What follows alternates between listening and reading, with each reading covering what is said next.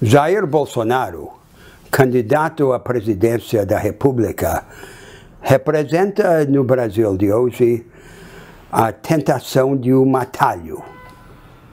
Em primeiro lugar, é um atalho no método, na maneira de fazer. A força, a ameaça, a repressão, o grito. E, em segundo lugar, é um atalho no conteúdo.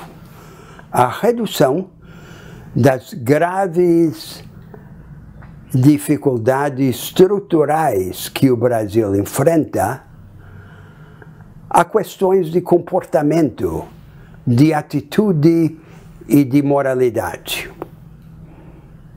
É um atalho a que o Brasil precisa resistir.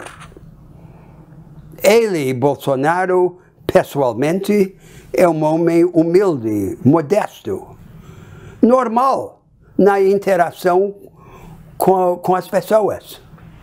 Mas ele, evidentemente, achou interessante encenar este papel de uma espécie de Mussolini brasileiro, que não cabe bem nele. Não é a verdadeira natureza dele. Por que lhe pareceu interessante este papel? E por que tantos brasileiros respondem positivamente a esta fantasia? A característica mais importante do Brasil é sua vitalidade. Uma vitalidade desmesurada, assombrosa, anárquica e quase cega. Mas a experiência cotidiana do brasileiro é uma experiência de humilhação, de exclusão, de supressão daquele dinamismo humano tremendo, impedido de transformar-se em ação construtiva e fecunda. Este é o cenário em que Bolsonaro deita e rola. E em que este papel falso, funciona para atrair simpatizantes. Vejam em duas grandes áreas em que a diferença entre aquela fantasia e a realidade brasileira se manifesta. Primeiro, a política de segurança, o combate ao crime. É a área em que Bolsonaro se especializou. Mas Bolsonaro desconhece em seu discurso a diferença fundamental entre dois tipos de crime: o crime organizado e o crime comum. O crime organizado resulta da fraqueza do Estado. É uma espécie de contra-Estado e exige, sim, uma resposta de força do Estado. Não primitiva, não boçal, com inteligência, com tecnologia, com aparato policial de grande qualidade. Mas o que mais diretamente aflige o povo brasileiro não é o crime organizado, é o crime comum, é a violência na rua. E esta é o resultado da desorganização social.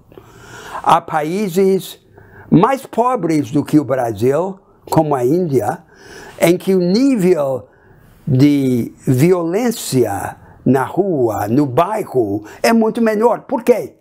Porque aqueles outros países têm um nível mais alto de organização popular na base.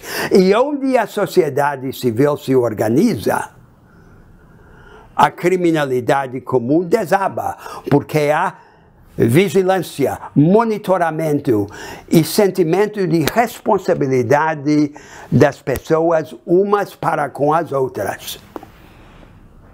Para o crime comum, o que precisamos fazer é combinar a presença e a inteligência policiais com a auto-organização comunitária.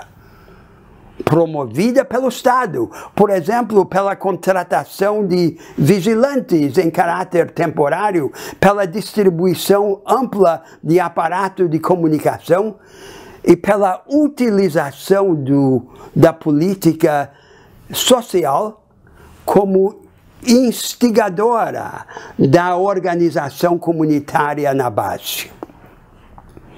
Aí sim, o combate ao crime, em vez de virar apenas uma negação repressiva, vira uma oportunidade transformadora. Agora vejam um segundo setor, em que fica clara a diferença entre a fantasia vendida por Bolsonaro e a realidade do Brasil. Bolsonaro propõe terceirizar a política econômica para um economista de direita. E este economista de direita propõe desmontar o Estado brasileiro, liquidar os instrumentos da ação estratégica do Estado. E o que acontece quando o Estado é desmontado? Cai o último anteparo dos pobres diante do poder dos ricos. Portanto, aumenta a humilhação que deu origem àquela fantasia no início. Ao mesmo tempo, Bolsonaro se diz um nacionalista, mas se curva diante dos Estados Unidos, como se o protetorado que o Brasil sofre às mãos dos Estados Unidos se pudesse reconciliar com o soerguimento do nosso país. Há uma lição invariável na história.